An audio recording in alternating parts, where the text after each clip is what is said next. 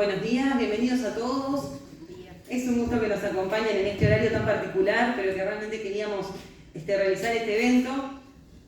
Agradecemos a los doctores que van a estar participando, que evidentemente sus agendas también son bastante extensas y bueno, realmente el tiempo que se han hecho para estar acá con nosotros es un agrado y le agradecemos muchísimo por eso.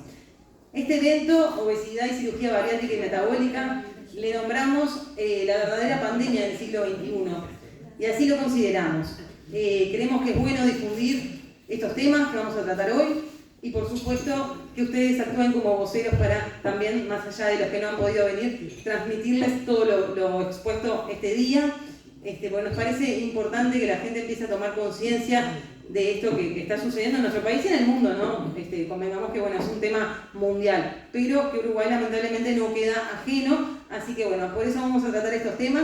Y tengo el agrado de presentar a quienes van a estar participando, al doctor Pablo Santiago. Él es cirujano general, esófago gástrico y bariátrico, jefe seccional cirugía esófago gástrica y bariátrica del Hospital Militar y profesor agregado de cirugía. También es presidente de la Sociedad Uruguaya de Cirugía Bariátrica y Metabólica. También nos van a acompañar el doctor Héctor Germinazzi, ex profesor adjunto de cirugía de Facultad de Medicina de Montevideo, cirujano general laparoscopista bariátrico y del Hospital Italiano de Montevideo. Miembro fundador y expresidente de la Asociación Latinoamericana de Cirujanos Endoscopistas, expresidente del 9º Congreso Mundial de Cirugía Endoscópica, expresidente también de Sociedad Uruguaya de Cirugía Bariátrica y Metabólica.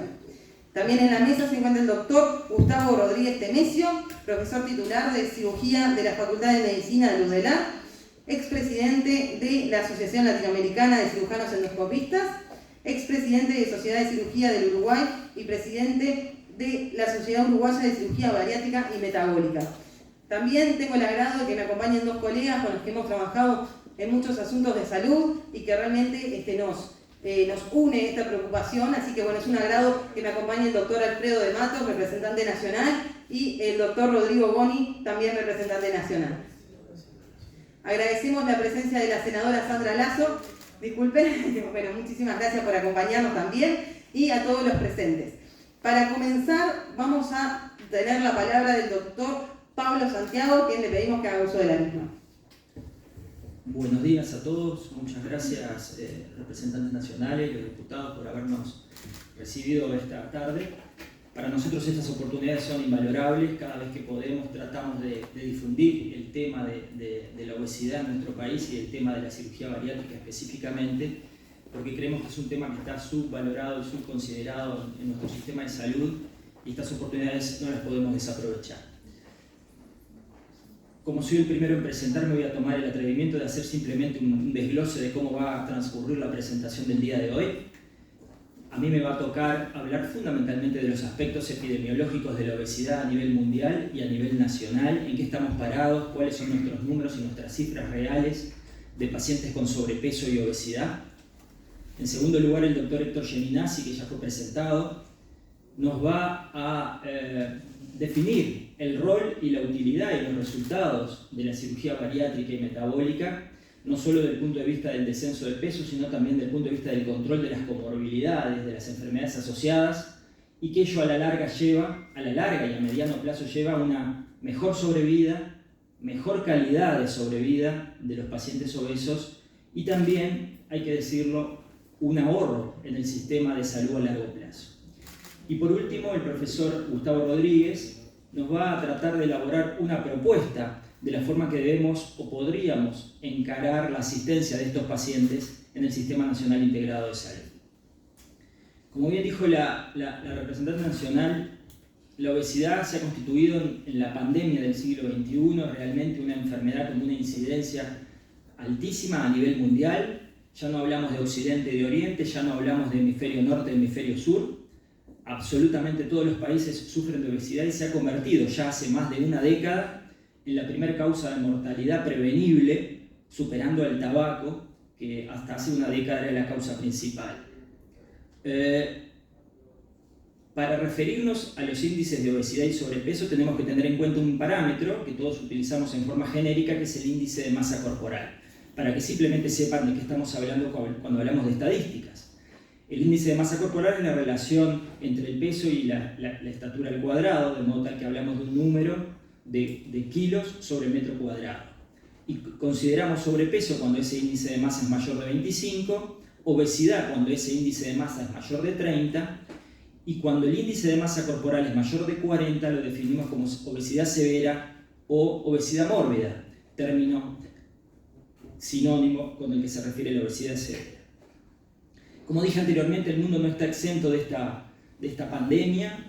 A nivel mundial las cifras crecen exponencialmente. Hay países que tienen mayor incidencia, como Estados Unidos, podemos ver, pero como ven en el degradé de azul, Uruguay tiene promedialmente los mismos niveles de obesidad que Europa y Norteamérica, sobre todo México y Canadá. Estados Unidos nos supera un poco. Por lo tanto, es un problema mundial que nos afecta en igual medida. Hay estadísticas internacionales de la OMS definiendo cuáles son los países que tienen mayor índice de obesidad a nivel mundial. Acá los tenemos, pero Latinoamérica no está exento de esto, como dijimos. Y acá tenemos a Uruguay, ubicado con un 23.5% de obesos. Es decir, casi 3 pacientes, 2 pacientes y medio son obesos, según estadísticas que no están actualizadas. Por lo tanto, para tener números reales a 2023, vamos a tener que hacer algunas proyecciones en función de la demografía del país y el crecimiento de esta patología. ¿Cuáles son los números oficiales con los que contamos? La segunda encuesta nacional de factores de riesgo del Ministerio de Salud Pública data del 2013, o sea que tiene 10 años de antigüedad, y esos son los números oficiales que tenemos más actualizados. Vamos a referirnos al sobrepeso y obesidad y vamos a sobre todo prestar atención a la columna de la derecha. Esta columna que habla de sobrepeso y obesidad en pacientes entre 15 y 64 años, que es más o menos el universo de pacientes que tratamos. Vamos a excluir por ahora la obesidad en la adolescencia y en el niño, que también en otros lugares está siendo tratada por cirugía bariátrica. Entonces, nuestros números son estos: 58.5% de sobrepeso y obesidad, o sea, 6 de cada 10 uruguayos adultos tienen un índice de masa corporal mayor de 25. Y si consideramos solo el índice de masa corporal mayor de 30, o sea, la obesidad, 23.7% es nuestro promedio, de modo tal que casi 3 pacientes, 3 adultos, son obesos de cada 10. Si nosotros queremos sacar algún número para tener una idea poblacional de cómo afecta este problema a nivel de la nación, tomamos un dato del Índice Nacional de Estadística, o sea, ¿cuánto es la población entre 15 y 64 años para nuestro país? Aproximadamente el 65% de los ciudadanos tienen entre 15 y 64 años, y eso equivale, según las estadísticas, del 2013 a 2.200.000 habitantes. Aplicamos una regla de 3, el 58.2% de ese número tienen sobrepeso u obesidad, y nos da un número bastante preocupante. 1.300.000 personas en Uruguay tienen sobrepeso u obesidad. Si queremos ir más a la obesidad mórbida o obesidad severa, que es quizás el blanco objetivo de la cirugía bariátrica, ¿verdad? Tenemos que buscar también cuáles son las cifras nacionales, para lo cual nos tenemos que basar en estos trabajos, que también, el último es del 2009, está bastante desactualizado, que es el del doctor Pizabarro, un conocido endocrinólogo nacional que se encargó de estudiar este tipo de patologías. En su informe, el EMSO 2 del 2009, habla que el índice de masa corporal más de 40 en pacientes uruguayos adultos es aproximadamente del 1.2%. De modo tal que si a esa obesidad global le agregamos el 1.2%, que equivale a pacientes con un índice de masa corporal más de 40, el número aproximado para esa fecha nos da un absoluto de 16.000 pacientes obesos mórbidos, y haciendo las proyecciones demográficas y las proyecciones de crecimiento de obesidad, actualmente en el 2023 podemos asumir que hay alrededor de 40.000 obesos mórbidos. La obesidad es muy compleja de tratar, es una enfermedad per se, condicionada por múltiples factores endocrinológicos, genéticos, exógenos vinculados con los hábitos y la nutrición, y psicológicos. De modo tal que su tratamiento es muy complejo y por eso siempre tiene que estar encarado por un equipo multidisciplinario. Nosotros somos una pata de ese equipo multidisciplinario, la pata quirúrgica, pero es fundamental el concurso del resto de las especialidades, sobre todo psicología médica, nutrición y endocrinología. Esta demostración gráfica es más o menos para ilustrar la relación que hay entre obesidad y otras patologías en nuestro medio, como por ejemplo el HIV-Sida, una enfermedad transmisible crónica actualmente, que según el Ministerio de Salud Pública actualmente tenemos 15.000 pacientes con HIV-Sida, o la enfermedad de Parkinson, que es una enfermedad también crónica, cubierta por el sistema, no transmisible, que según la Asociación Uruguaya de Parkinson hay 8.000 pacientes con Parkinson. Para tener una relación de lo que es la obesidad en nuestro país, tenemos que tener esa relación proporcional. Estos 6 de cada 10 adultos son obesos o tienen sobrepeso, 3 de cada 10 adultos son obesos.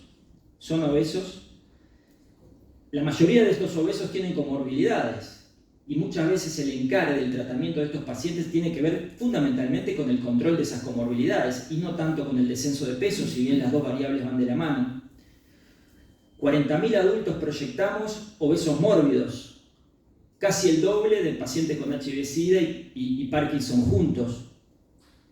Los que son tratados por obesidad en nuestro medio y los que han recibido cirugía bariátrica. De modo tal que hay una gran carencia asistencial en este grupo de pacientes que debe ser encarada, como les dije anteriormente, con un equipo multidisciplinario que no solo esté participando la nutricionista, porque sabemos que los resultados en estos casos no son buenos. Las indicaciones de cirugía bariátrica son claras desde hace muchos años. Consensos internacionales hablan que tiene indicación de cirugía bariátrica un paciente con un obeso mórbido, índice de masa corporal más de 40, o se asocia comorbilidades con un índice de masa más de 35.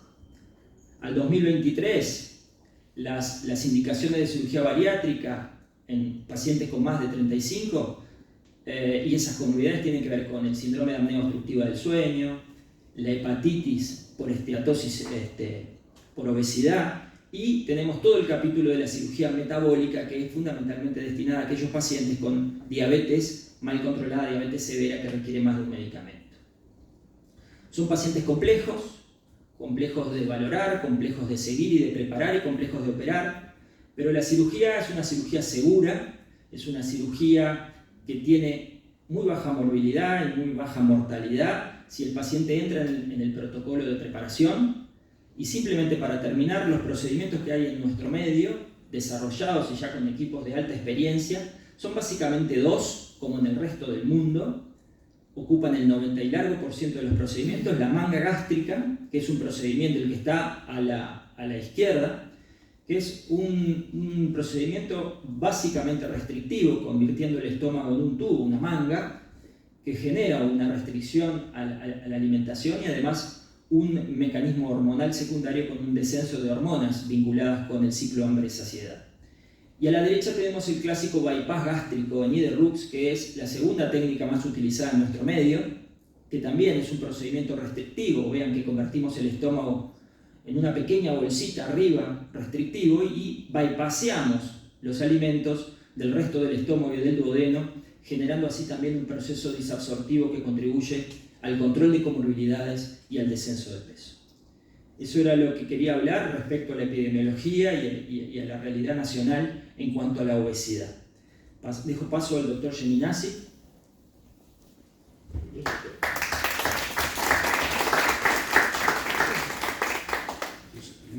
Vení para acá. Hola. Así lo ¿Puede pasar para allá la manera? Sí, para allá.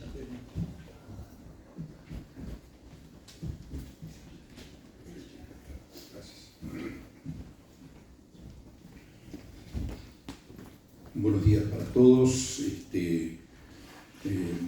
No sin antes agradecer a la diputada Silvana Pérez Bonavita y a los doctores Rodrigo Goñi y Alfredo de Matos por la invitación y por darnos la oportunidad de plantear una vez más el tema de la obesidad y cirugía bariátrica y metabólica, con la intención de ponerlo a consideración de todos aquellos que tienen poder de decisión para incorporar la cirugía bariátrica en las prestaciones asistenciales de modo tal de que pueda beneficiar a toda esa enorme pléyade de pacientes que nos mostró Pablo Santiago que padecen de esta enfermedad.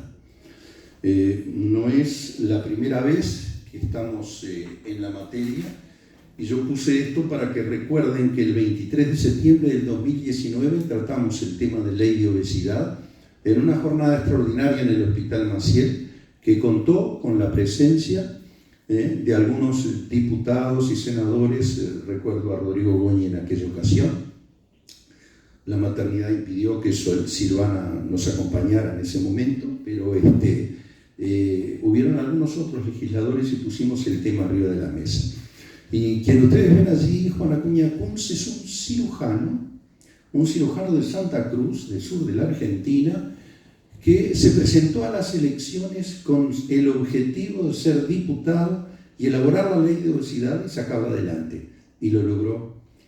No sin dificultades, tuvo que hacer consenso entre todos los partidos políticos, imaginen en la Argentina. Y ese consenso fue logrado, y aunque él era de la oposición, el oficialismo compartió, la cambió y puso ley de los trastornos de la conducta alimentaria.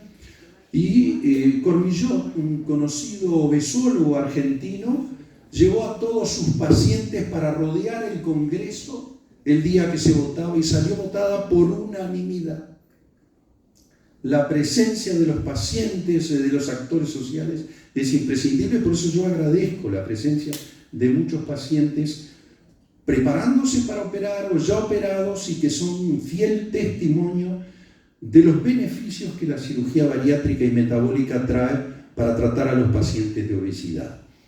El único inconveniente fue que esa ley aprobada tardó 3 años en ser reglamentada por el Ministerio de Salud Pública, hasta que finalmente se logró.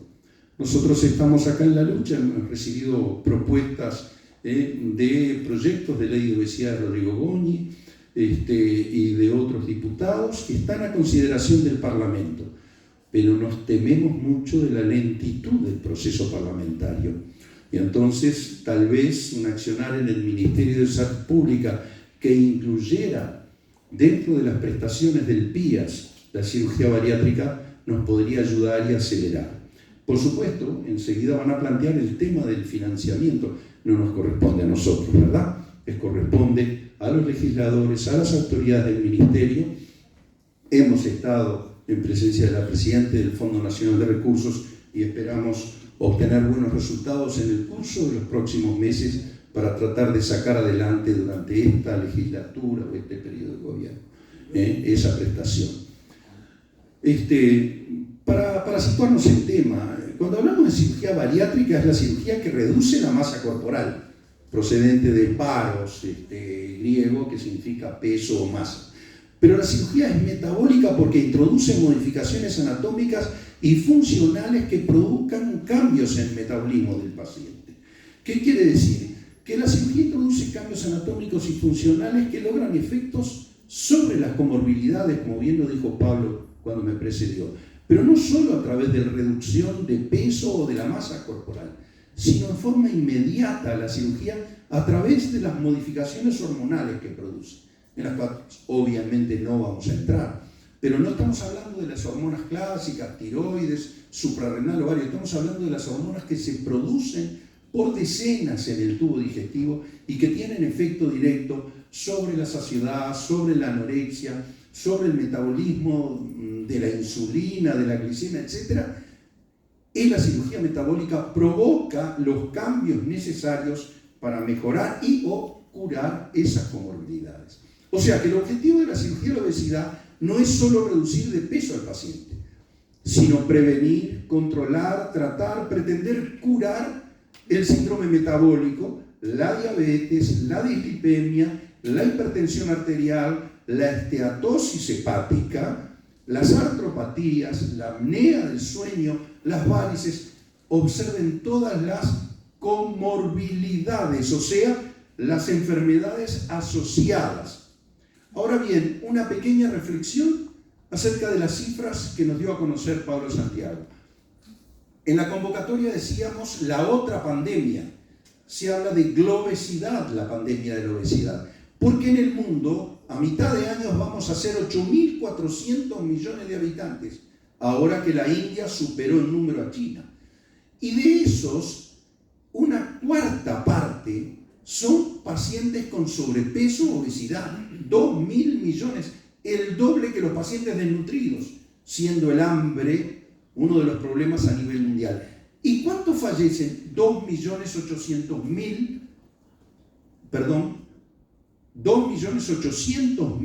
obesos por año.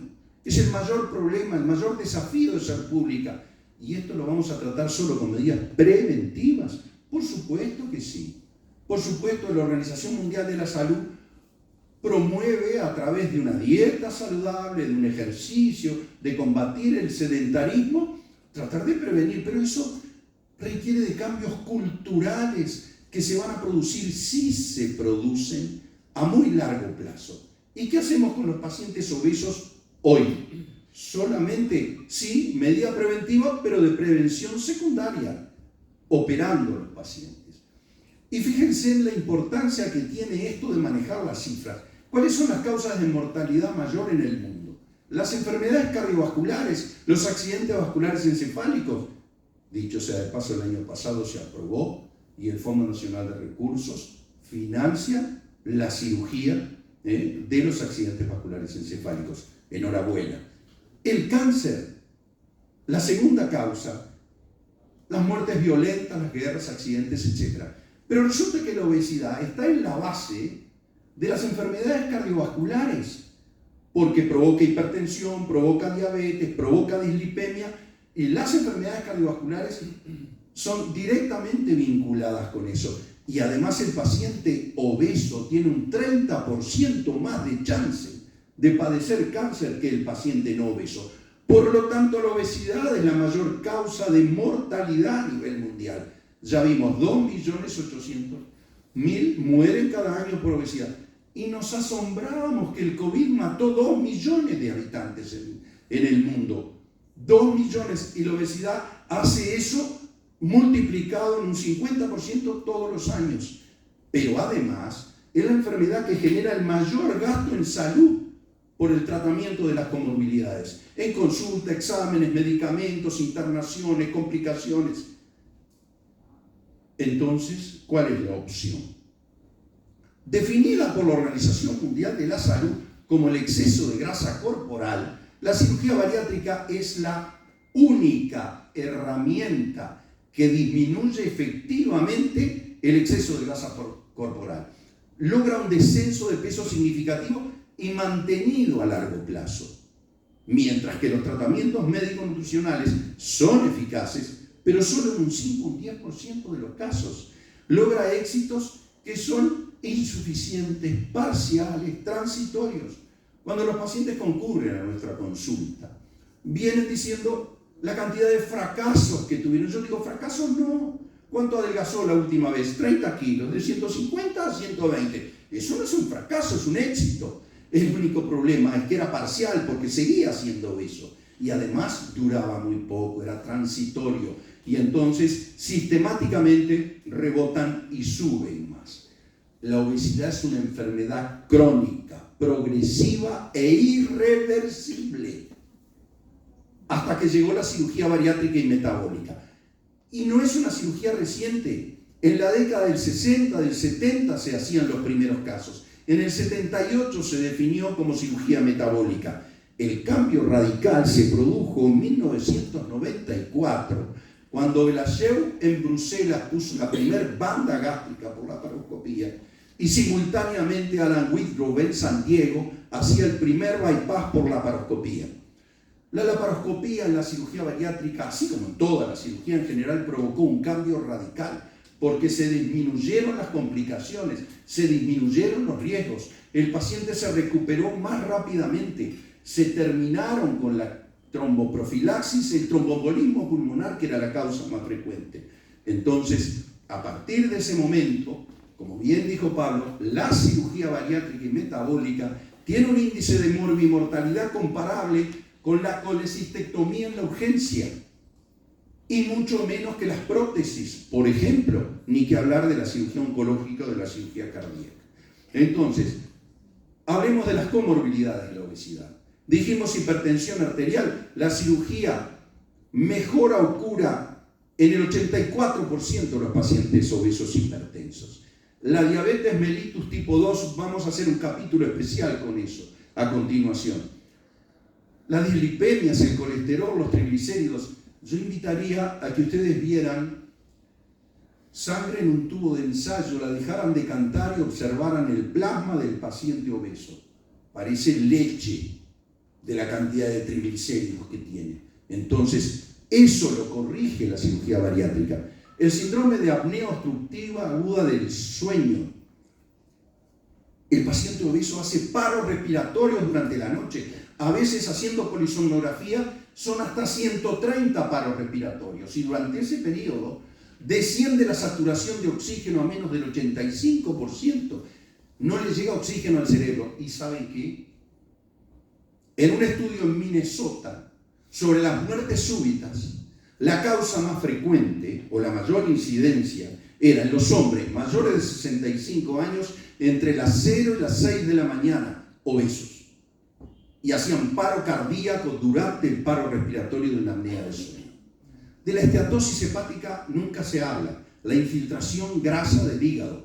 Todos los pacientes obesos tienen foie gras. Todos conocen lo que es el foie gras, el paté de hígado, el que se hace sobrealimentando a las ocas o a los gansos salvajes para provocar la esteatosis hepática. Así está el hígado del paciente obeso. Y esa esteatosis hepática es no alcohólica y evoluciona a la cirrosis. En este momento, la segunda causa de trasplante hepático en el mundo es la cirrosis por esteatosis no alcohólica, como dice allí la sigla, Non-Alcoholic Steatosis Hepatitis. Las osteoartropatías de rodilla, de cadera, de columna. Fíjense en la paradoja. Los pacientes obesos padecen de artropatía de rodilla que requiere una prótesis de rodilla. Pero el Fondo Nacional de Recursos, que paga la prótesis de rodilla, no lo hace si el paciente es obeso. Entonces lo mandan a adelgazar. ¿Se imaginan? Entonces viene a operarse. Se opera, adelgaza y se pone a tiro de hacer una prótesis de rodilla. No siempre la necesita porque al reducir de peso deja de sufrir. Ahora la paradoja es que se tiene que pagar privado la cirugía bariátrica para que después el fondo le pague la prótesis de rodilla. Es una paradoja, ¿verdad? Bueno, insuficiencia venosa crónica, todas mejoran con la cirugía bariátrica. Un capítulo aparte merece la diabetes. Así como hablamos de obesidad, hablamos de diabesidad. O sea, la diabetes mellitus favorecida por el ambiente obesógeno. También es una pandemia en ascenso continuo.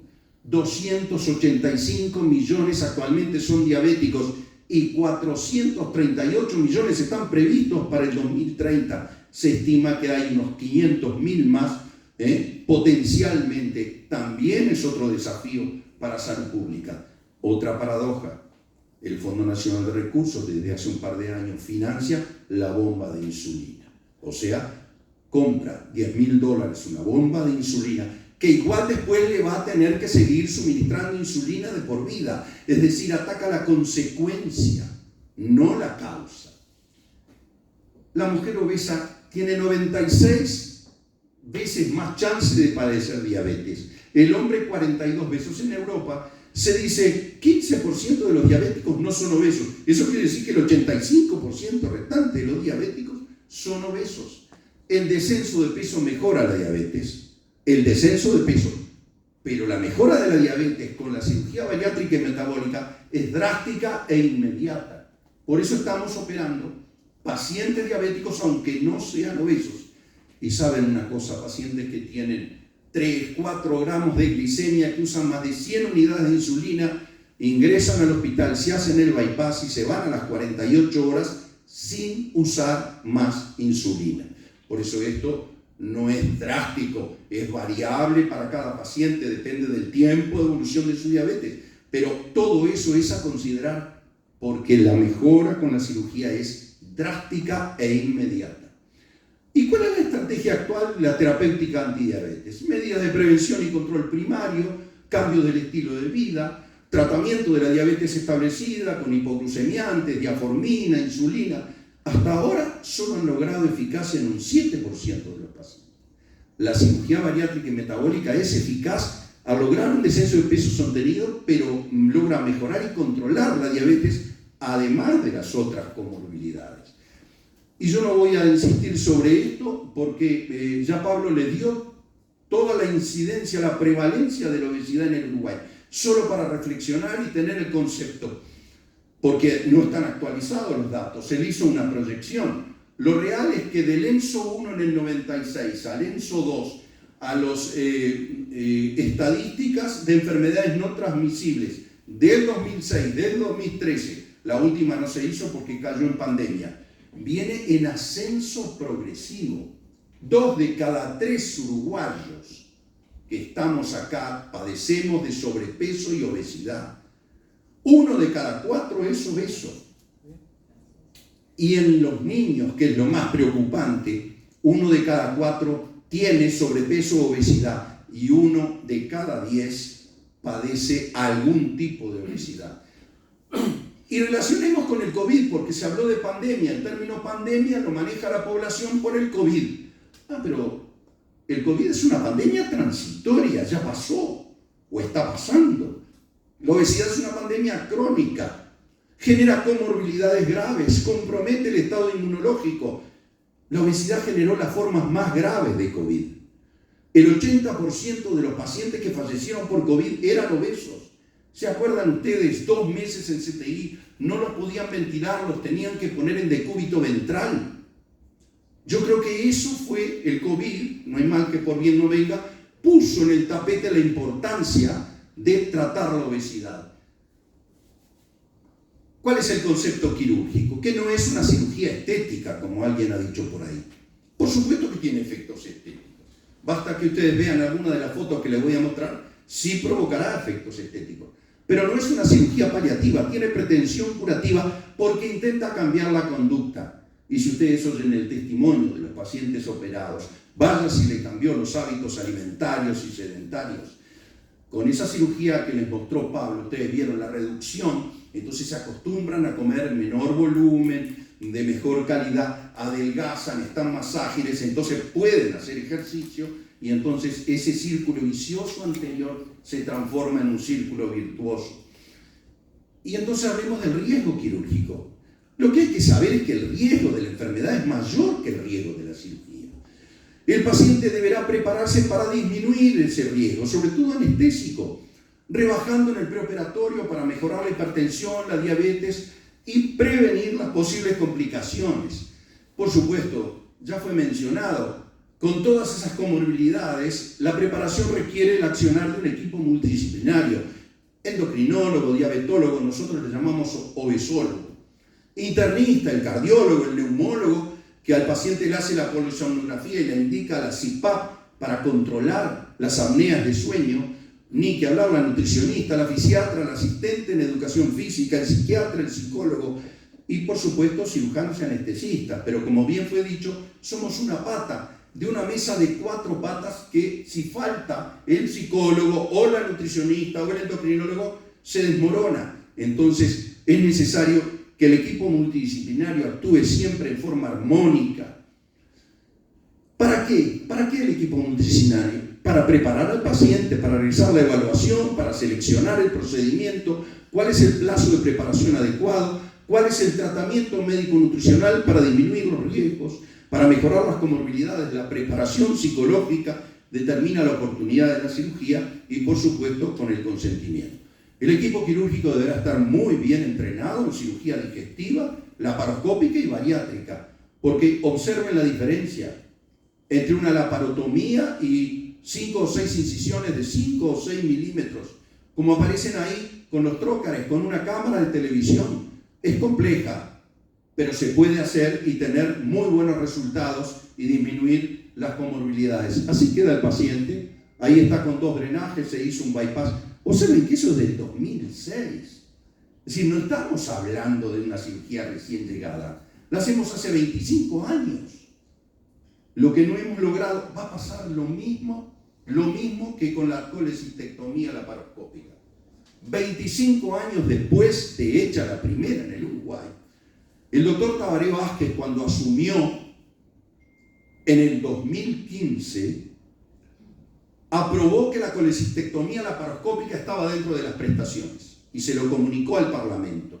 Ustedes lo deben de recordar. 25 años después, pero es la única cirugía laparoscópica incorporada. Todas las demás el paciente tiene que pagar.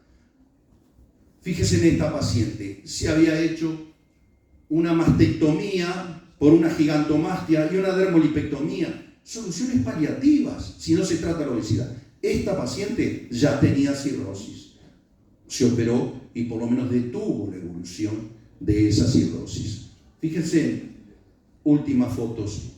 280 kilos, un uruguayo operado en el 97 en Paraguay.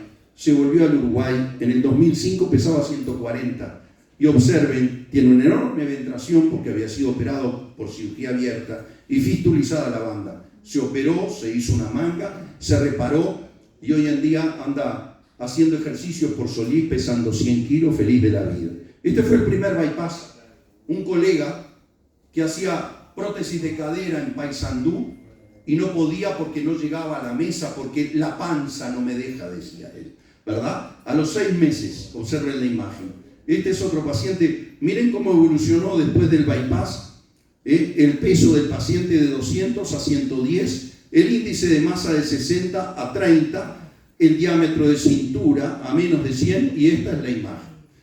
Yo, disculpen el tiempo ocupado, pero les dejo algunas fotos para ver Yanela de 27 años, Diego, Celeste de Tacuarembó, Marcelo de Colonia, Virginia de acá de Montevideo, Rafael, Luciana, Fernando, Fabiola. Observen, si tendrá efectos estéticos, ¿no? Pero no es eso lo que importa. Cristina, Griselda, que está corriendo maratones 5K, 10K. Entonces, debemos seleccionar muy bien el paciente adecuado, el procedimiento adecuado para cada paciente. Cada paciente debe ser muy bien evaluado y operado antes de decidir la cirugía. Se debe trabajar en equipo interdisciplinario en el pre, per y postoperatorio con un seguimiento conjunto muy ajustado y prolongado, el paciente informado y consentir. Y para el final, la frase del padre de la cirugía bariátrica, Mason, que por suerte todavía vive a sus 96 años y está más lúcido que todos nosotros, y decía hace unos cuantos años, la cirugía bariátrica no es el mejor tratamiento de la obesidad mórbida. It's the only one. Es el único. Muchas gracias.